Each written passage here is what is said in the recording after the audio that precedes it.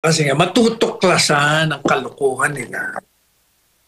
Kaya hindi totoo na yung accountability masisira. Sapagkat kahit na nga walang impeachment, pagpalagay na natin, walang impeachment. After 6 months, nagbago sila ng isip na hindi matibanda. Lahat naman ho yan eh. Pwede mo namang ihain.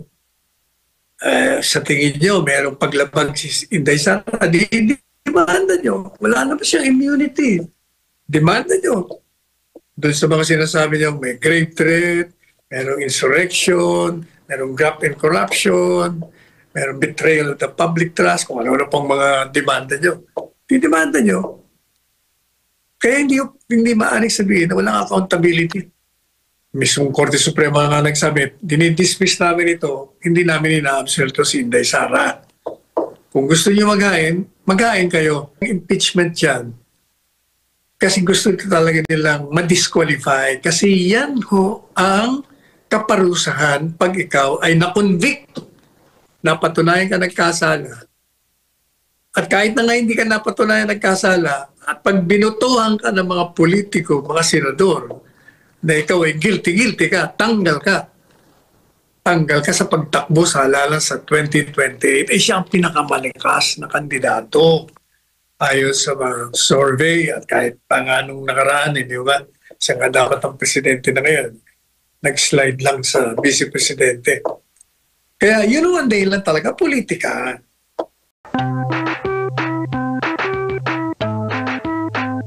Kung pinupunto natin dyan. Kasi mayroong isang dating miyembro nagretiro na sa Korte Suprema na pinagpipilitan na mali daw yung kalakaran na pinanggit ng desisyon ng Korte Suprema. Kasi sinasabi daw doon na yung fourth impeachment complaint ay pinadaan sa plenary. Ibig kong sabihin, bumoto yung mga miyembro, yung mahigit sa 1/3. Kaya valid. Mali daw ang sinasabi ng Korte Suprema kasi sinabi rin ng Korte Suprema na i-transmit daw, na ilipat sa Senado nang walang botong binigay ang Kamara de Representante. Meron naman daw nakalagay sa journal, sa record, na ito ay binotohan. Alam po ninyo, ang katotohanan ay ito. Maaring nakalagay doon ay merong botohan. But actually, ang nangyari po doon, hindi naman, kasi ordinarily, pag sinabi mong botohan, may magmo-motion. I move that the articles of impeachment be approved by the House of Representatives. I second the motion. And then magbobotohan na sila. Hindi ho yan ang nangyari. Ang nangyari doon, prinisinta nila yung mga pumirma. Kasi hindi ba nagkaroon ng pirmahan yan. Pero pumirma. Yung mga iba, binabasa. At ang iba, nagpapaliwanag in public na kaya daw nila pinirmahan dahil yung mga ayuda sa distrito nila baka hindi makarating. Madali sabi may konsiderasyon. So, yun no ang tinutukoy nitong Associate Justice dati na binotohan. Pero ang katotohanan po ay wala talaga nangyari na tinatawag na plenary debate.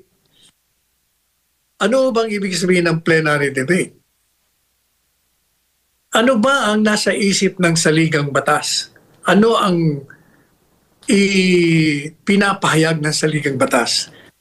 Na kailangan dalawa ang paraan ng pag-i-initiate o paghain ng impeachment complaint.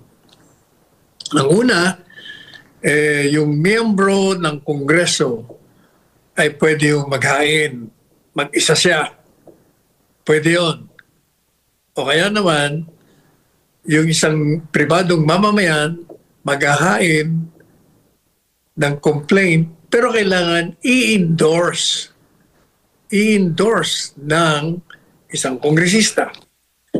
Sa saligang batas, pag alinman sa dalawang yun ang nangyari, whether ito'y in-initiate ng isang mamamayan na may kasamang endorsement ang kongresista o kaya naman ang isang kongresista, maliwanag mo ang sinasabi sa saligang batas. Na pag natanggap yun, kailangan yung Secretary General ilagay kaagad sa order of business. Ibig sabihin, ilalagay mo sa programa kung anong tatalakayin ng House of Representatives sa araw na babanggitin kung anong araw. Pagkatapos, pag yun ay nalagay sa order of business, kailangan yung Speaker of the House, matapos na matanggap niya yun, yung demanda, kailangan i-refer niya sa loob ng 3 araw o 3 session days sa Committee on Justice. Anong gagawin ng Committee on Justice? Sabi yun ng sasaligang batas, meron silang 30 session days, 30 araw na pag-aralan nila, magdebate sila doon sa komite, tingnan nila kung sufisyente yung forma o yung sustansya ng demanda. At pag nagkaroon sila ng desisyon, gagawa sila ng resolution. I-recommenda ngayon sa plenary sa loob ng 30 araw, 30 session days. Yan ang binibigay sa kanila ng saligang batas na pag-aralan. Siyempre, kasama na ho doon yung pag nasa Committee on Justice, dahil pag-aaralan mo, kailangan mo tawagin yung respondent, yung dinimanda. Bibigyan mo siya ngayon ng tinatawag na due process. Papasagutin mo siya. Tatawagin mo siya sa komite, magpaliwanag ka. O, pag kumbinsido sila na merong sufficienting batayan sa pag-demanda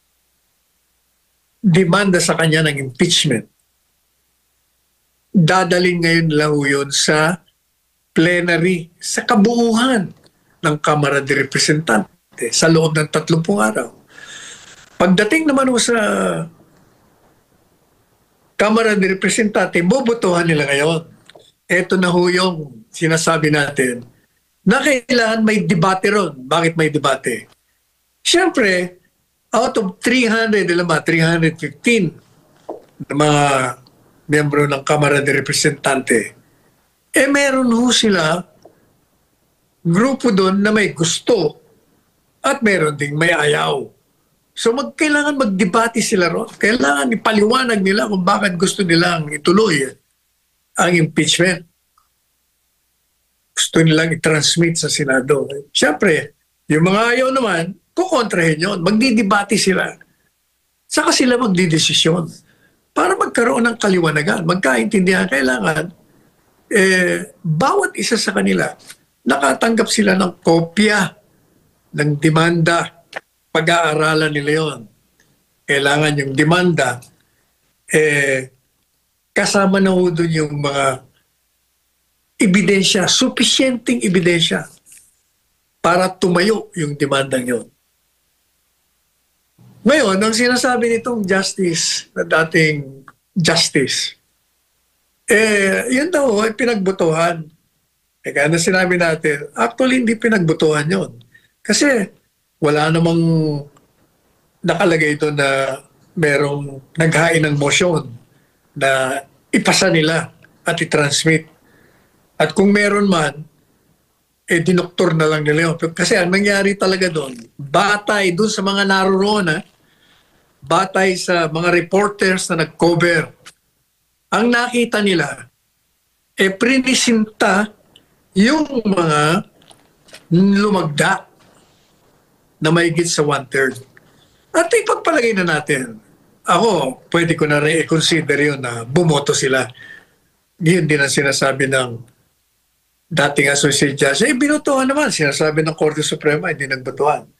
Pero ang alam nyo, ang boto na sinasabi ng saligang batas, hindi ko yung bobotohan mo lang nang hindi kayo nagdidebate. Kailangan marinig mo ang mga gusto at mga ayaw para makakapag-desisyon sila o hindi. Hindi yun nangyari yun eh. Basta trinasmit nila at tinanggap naman ng Senado na pinabalik naman ng Senado. Madalit sabi, yun ang pangalawang mode naman. Kasi yung una, nagain yung mamamayan, may endorsement ng kongresista or kaya kongresista mismo. Yun ang pangalawang mode na tinatawag. Sinasabi sa ligang batas, pag yung 1/3 ay bumoto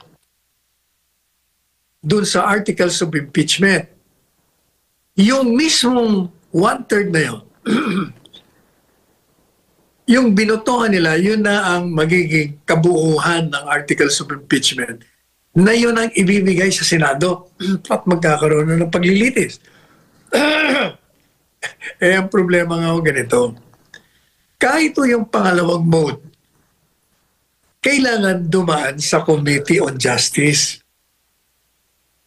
Kasi hindi naman kailangan na yung 1/3 mismo doon pa sila magdedetermine kung sufisyente ang forma o sustansya.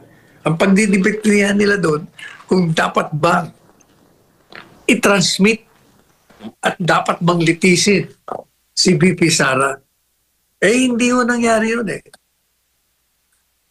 Katunayan, dyan sa House Rules, yun ang regla.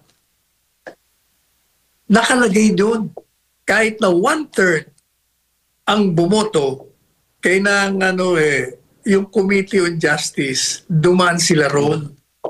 Kailangan kasi muna ma-determine mo kung merong probable cause, may sufficiente ebidensya.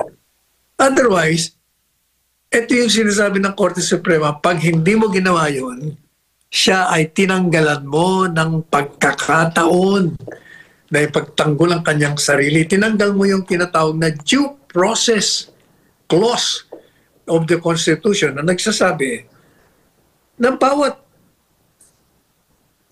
tao o opisyal na isinasakdal mo kailangan bigyan mo ng pagkakataon ni pagtanggol ang kanyang sarili. Nasa sa kanya na yun. Kung gusto niyang i-waive, kung ayaw niyang ipagtanggol sarili niya, ang mahalaga, binigyan mo ng pagkakataon. Bibigyan mo siya ng notice. Oy, may demanda ka rito. Sagutin mo ito. Nasa sa iyo. Gusto mong sagutin o ayaw mo na. Tutuloy namin ang pag-aaral nito. Sa madalit sabi, yung dalawang mode pamamaraan ng pag-initiate ng complaint, impeachment complaint ay hindi nasunod. Nakakalimutan nila, maliban sa House, yung rules ng House, doon sa palagi nilang binabanggit na Francisco ruling. Yun nga ang nakalagay doon sa Francisco ruling. Ano ba yung Francisco ruling? Yun ay desisyon ng Korte Suprema sa kaso ni dating Chief Justice ng Korte Suprema si Hilario Davide. Dinimanda siya ng impeachment. Nangyari doon, dalawang impeachment complaint ang final.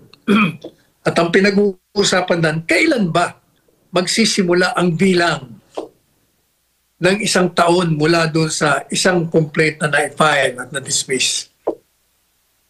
Ang sabi ng Korte Suprema sa Francisco ruling na tinatawag, kaso ng Francisco, ang initiation, magsisimula yon magkatapos itong inihain at inirefer sa Committee on Justice. Doon bibilang, nag-initiate na. Kaya pag nag-file ka after the referral, papasok na yung 1 year ban. Hindi ka na po pwede.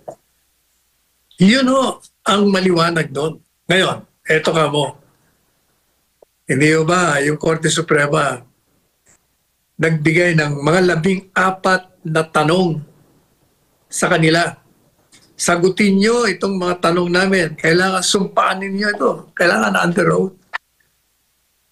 At ilan sa mga tanong, ayaw sagutin ng House of Representatives. Ano ba yung mga tanong na yun? Tanong. Number one, sabi niya, kailan ba inihain yung impeachment complaint ng 3? Kasi 3 yun. Kailan ba pinail yan? Pangalawa, yung bang respondent, BP, pinaalam nyo sa kanya. Kailan pinail yan sa Committee on Justice? Bigyan nyo kami ng petsa. Pangapat, tanong, ito bang demandang ito, itong mga complaint, ito ba'y nalaman ng mga miyembro ng Kamara de Representante? Paano nalaman nila? Binigyan nyo ba ng kopya? Binigyan nyo bang kopya lahat? Tanong pa ng Korte Suprema, binigyan nyo ba ng supisyente oras na pag-aralan nila para sila makadesisyon kung itutuloy nila o hindi? Yung pantanong. O, tanong pa doon sa isang tanong na ayaw nilang sagutin. Yung bang impeachment complaint na ipinail sa Senado, yung ba ay napag-aralan ng mga miyembro? Nabigyan nyo ba ng kopya ang bawat isa sa kanila? Binigyan nyo ba sila ng sapat na panahon na pag-aralan yon? O, napagdebatehan ba yon? O, kailangan magbibigay ka ng prueba. Hindi ba ang sabi ng Kamara de Representante, yung mga ibang tanong na ordinaryo, wala silang problema, sinagot nila. Pero yung mga tungkol sa, yung mga tanong na yung sinabi ko sa inyo, hindi nila sagutin, ang sabi nila. Hindi ko namin sasagutin yan kasi wala naman kayong kapangyarihan na tanungin yung aming proseso dito, internal affairs yun sa amin. Wala na ho kayo doon, Korte Suprema. Bakit ayaw nila sagutin? Kasi mabubuking sila. Kasi wala nga minutes. Hindi makikita ron na nagkaroon ng pagbibigay ng kopya, pag-aaral ng mga kongresista. Makikita rin doon kung merong debating nangyari, wala naman talagang debating nangyari. Ang makikita pati ron, yung petsa, yung petsa ng paghahain, madali yon. Pero mabubuking sila dahil nung inihain po yung 3 unang complaints, hindi nila ni-refer sa Committee on Justice. Paglabag na ho yun sa saligang batas. Kahit na yung 4th complaint na itinransmit nila, hindi rin ho nila ni-refer sa Committee on Justice yun. Kaya nga walang debate. Ura-uradang ginawa nila yon. Kasi nung araw ng 5 ng Pebrero, February 5, pinatawag lang sila ng isang caucus sa opisina ng speaker. Mga bandang 3:00 pasado. Tapos nagdesisyon sila, ito na lang 4th complaint ang ipasa natin at ihain natin. Kaya ibinigay nila yon sa Senado, mga 5:00 pasado. Madali sabi, wala pang 3 oras. Nagkaroon na kagad ng desisyon. Pero kung 3 oras lamang, paano ka magdidebate? Paano mo may bibigay? 90 page o 97 ba? O 97 or 90 page complaint kasama pa yung mga attachment doon. Mababasa mo ba yun? Sa 2 o 3 oras? Para pag-aralan mo bago ka pumirma doon? Hindi. Mabubuking ho sila. Kaya hindi nila sinagot. Kaya sabi ng Korte Suprema, nilabag ninyo. Ang sinunod nyo lang, inilagay nyo sa order of business. Pati nga yun, may problema pa. Kasi lumalabas. Mukhang hindi naman nilagay talaga sa order of business. Mukhang dinoktor lang daw nila. Binago nila, pinakita lang na nagkaroon ng paglalagay sa order of business. Dali sabi, Yun ang ginawa nilang yun, ang hindi pagsunod doon sa prescribed period, yung mga itinakdang bilang ng araw kung anong gagawin pag natanggap mo ang demanda. Hindi mo nila ginawa. Bakit? Kasi nga, sabi ng Secretary General, nakiusap na yung mga iba na huwag niyang ituloy na i-repair kasi tatakbo na yung isang taon na bawal. O madalit sabi, ibig sabihin, sinadya.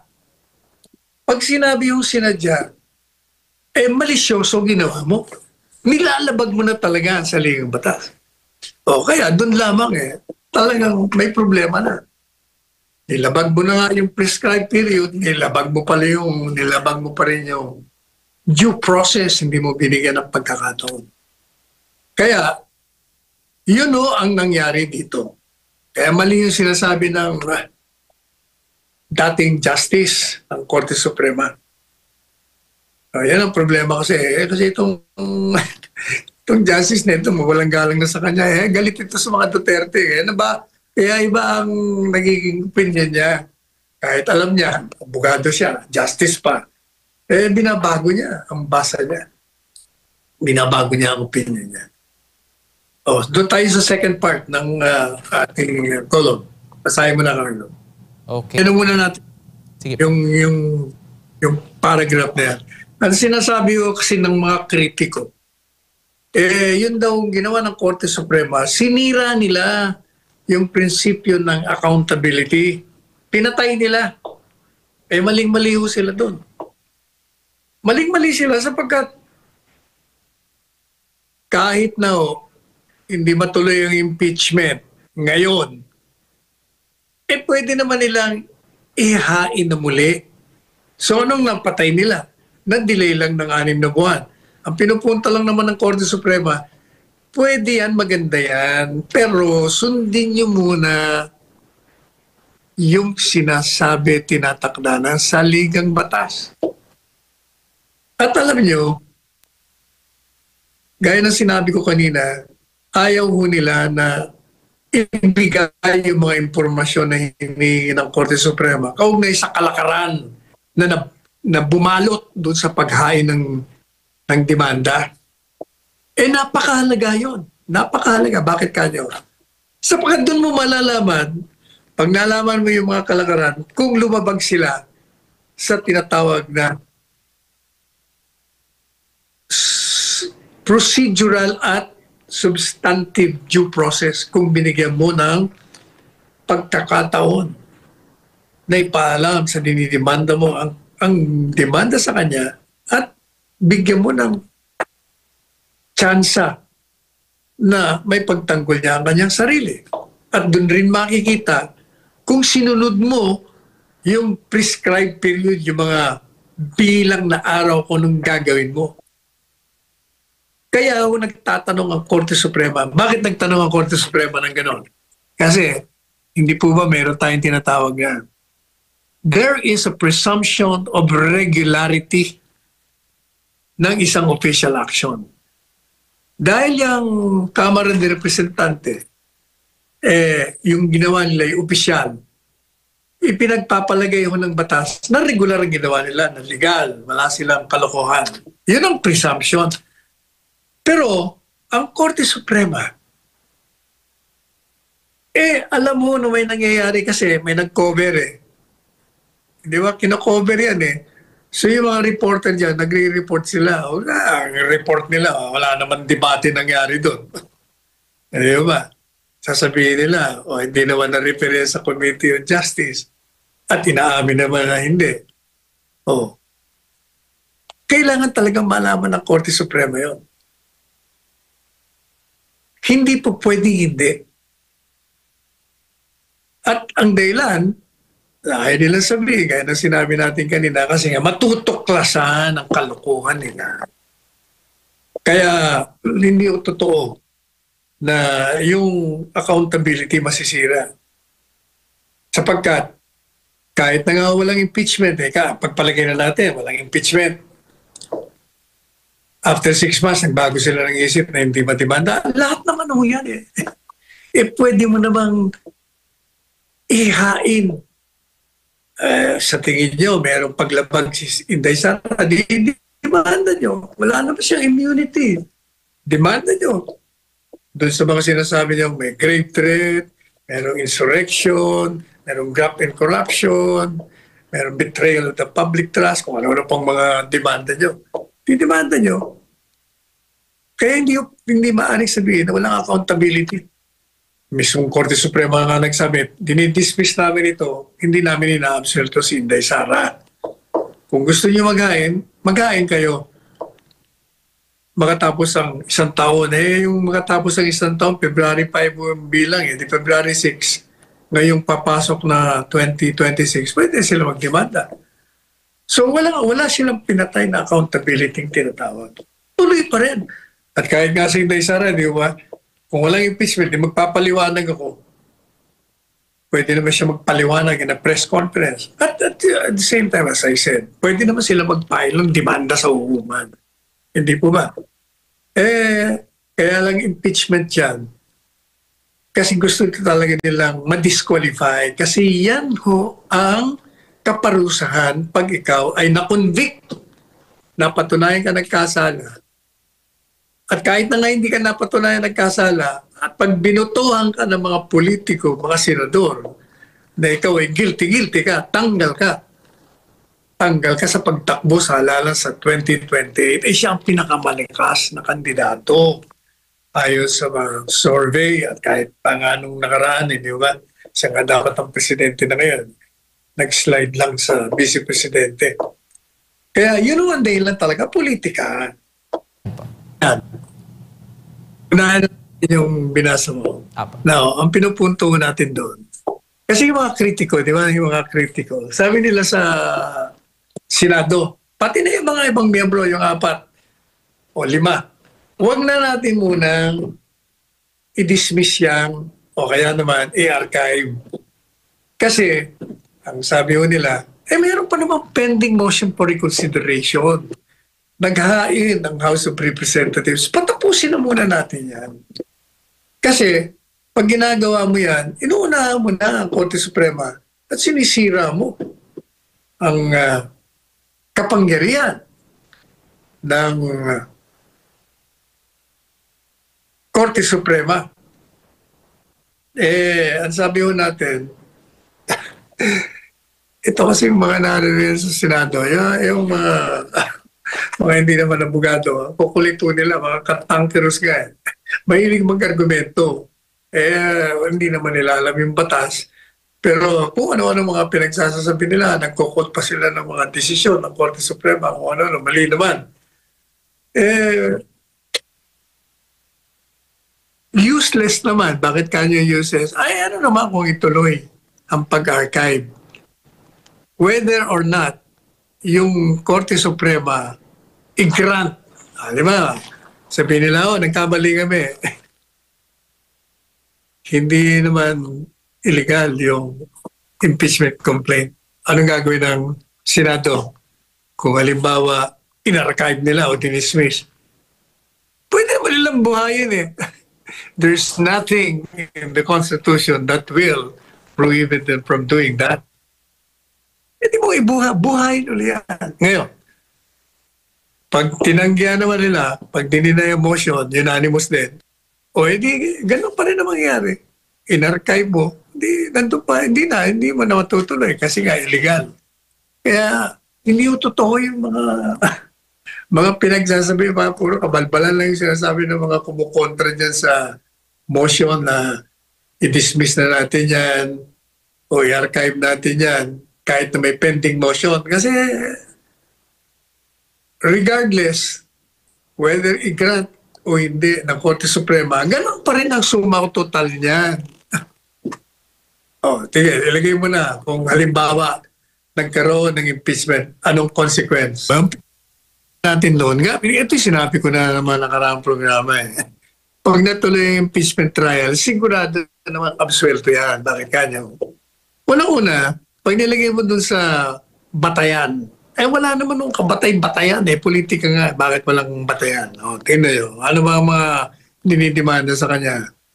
Confidential funds ni regular. Sinabi nga ng COA, hindi irregular. Meron na ho silang resolution done na hindi nag-commit o hindi nagsagawa ng irregular o maling prosedimento sa paggastos ng confidential funds. Ano pa ang demanda? Ang demanda nila, graft and corruption di umano. Anong graft and corruption? Anong ginagawa niya? Di wala naman silang ebidensya. Ang binibigay nilang ebidensya, yung ginawa yung palaging natatalo sa halalan na bola niya ng Pilipino, naging senador siya. Pero puro kasinungalingan naman ang sinasabi niya. Sinasabi niya na marami daw pera itong mga Duterte, itong si Inday. Meron daw joint account at milyon-milyon ang laman. O yan, tingnan nyo. Dinimanda ho siya, di ba, ng isang kapatid ni Bibi, si Congressman Polo. Ngayon, nagkaroon ng warrant of arrest. Kasi yung korte, pinag-aralan, sabi ng korte, may probable cause. Kaya, hindi ba, inaresto siya. Nag-bail lang siguro, kaya nakakalabas. But sabi, wala akong batayan, ano pa ba? Sabi nila, grave threats.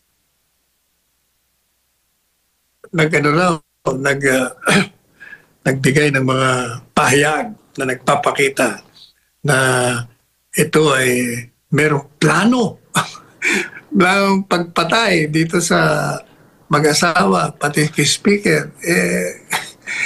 Nasa imahinasyon lang ho yan ng mga kritiko. Hindi siya nagbanta. Meron pa nagbabantang patay?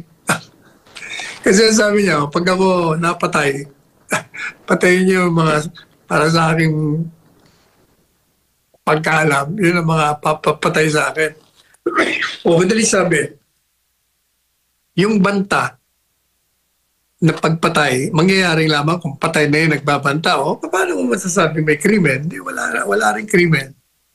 Lahat puro kalokohan lang talaga eh. Kaya, kung matino ang senador, hindi yan buboto na conviction. Kasi walang batayan. Kaliwa, yung mga dilaw, yung mga pink. Pero yung mga iba, alam nilang walang batayan, i-absuelto yan. At kahit na, pagpalagay mo na merong batayan. Akala nyo ba, itong mga senador, karamihan sa kanila magkukonvict? Hindi. Bakit kanyo? Kasi, hindi ba nakita natin yung mga kumontra sa mga Duterte, nagbagsakan lahat sa halalan. Yung mga lantaran talaga. Hindi sila nanalo. At mismo si Presidente Marcos Jr. na nagsabi, na resulta ng halalan, pinakita ng taong bayan na dismayado. Dismayado ang mga tao, bigo ang gobyerno, hindi niya lang masabi. Kaya dismayado yan. Kasama na niya yung pag-aaresto kay dating Presidente Duterte at yung pag-aay ng impeachment. Pero kasama ko yan sa issue Inilabas siya ng mga kandidato laban sa administrasyon. At yung administrasyon naman, pinagpipilitan, wala silang kasalanan. Nung lumating ang boto, talo sila. Kung ikaw ang politiko, magkakaroon ng impeachment. Sa tingin mo ba, boboto kang siyempre hindi. Kasi tatamaan ka pagdating sa 2020. Kung may ambisyon ka may re-eleksyon o kaya tumakbo kung anumang pwesto, matatakot ka na, hindi ka natutulungan. Kaya sabi nga natin, wala yan. Kaya hindi ba ang title ko dyan sa column na yan? Matuloy man o hindi ang impeachment, magkaroon man ng paglilitis, panalo si Inday Sara kahit anong mangyari yan. Yan ang pinupunto natin. Yan. Alam po ninyo, isa lang ang reason kung bakit ang presyo ng bigas tumataas. Kasi kulang ang supply. Kulang sa pangangailangan ng mga namimili. Kaya nagtataas ang presyo. Pag maraming importation, hindi naman mura kaagad dahil maraming supply. Kasi nagmamahal naman kasi nagkakaroon ng artificial naman na shortage dahil tinatago naman. May mga hoarding. Kaya nga ito nung gawin mo, talaga may problema. Pero kung talagang maganda ang pag-ani, magandang pagtanim, mayroong mga gamit, kaya ng mga hinihingi nila, mga traktor, fertilizer, irrigation, kooperatiba, kaganda ang supply. Kaya kung maganda ang supply, sufficiente, mahigit sa pangangailangan, babagsak ang presyo. Hindi naman nangyari. Paiba-iba ang mga ginagawa. Hindi na natuto. Talagang malakas ang fighting spirit. Talaga nagpupumilit. Pero ang katotohanan, pag hindi ka nakakuha ng clearance sa ombudsman, disqualified ka. Sa tingin ko, hindi mabibigyan sapagkat meron siyang pending case. Yung ginawa niyang pag-illegal na aresto, pagditini kay Presidente Duterte, pati yung kanyang pakikipagkutsaba sa pagpapatalsik sa kanyang pagkidnap kay Presidente Duterte, kasama lahat yun sa demanda. Hindi talaga uubra. Huwag niya pilitin. At pag pinili at saka inappoint ni Presidente Marcos Jr., alam na natin kung ano mga susunod na kabanata. Sigurado, kawawa ang mga kalaban ng administrasyon. Sigurado, katakot-takot ng demanda abutan nila sa ombudsman. Pag yan si Boy Ombudsman. Yan naman talaga, matagal na nating, di ba? Matagal na nating sinusuri, ganyan talaga. Talagang yung mga yan, yung nasa dilaw, sa kaliwa, yung mga pink, hindi sila titigil. Yan lang ang kanilang pwedeng kartada para matanggal si Inday Sara sa pagkakandidato. Talagang hindi nila titigilan yan. Hindi alam nyo lang gagawin nyo doon sa mga naging dahilan ng pagbagsak ng ating ekonomiya, ang pagkakagulo dyan sa politika, Senado, sa House of Representatives, ang pagnanakaw ng pera ng bayan, ang hindi pagtugon sa mga pangangailangan. Alam niyo na ang gagawin niyo sa 2028. Yan. Salamatan. Pampasan ninyo yung mga sarili niyo, lalong-lalo na yung bumoto nung nakarangalalan. Kasi doon nyo na ipakita yung inyong pagkadisgusto, pagkadismayado, ang pagkontra, doon yung pinakita Kaya yung mga naririyan sa Kongreso at Senado, nakita nila ang tining ng taong bayan. Kaya kailangan sundin nila. Mas maganda yung narinig ko kay Ilito Lapid na pinimenos nila. Siya pinakamaiksi, pinakatama. Sabi niya, ako ay gumagalang sa katas-taas ang hukuman ng Korte Suprema. Kaya boto niya, yes. Yun. That catches all. That capsulizes everything. Hindi yung kahaba-haba ng mga, hindi naman nila mga original na inopya lang o ginawa lang. Pero kung pumarma, akala mo sila gumawa. Maliban doon sa tunay ng mga abogado na talaga nag-aaral at gumawa ng sarili nila mga speech.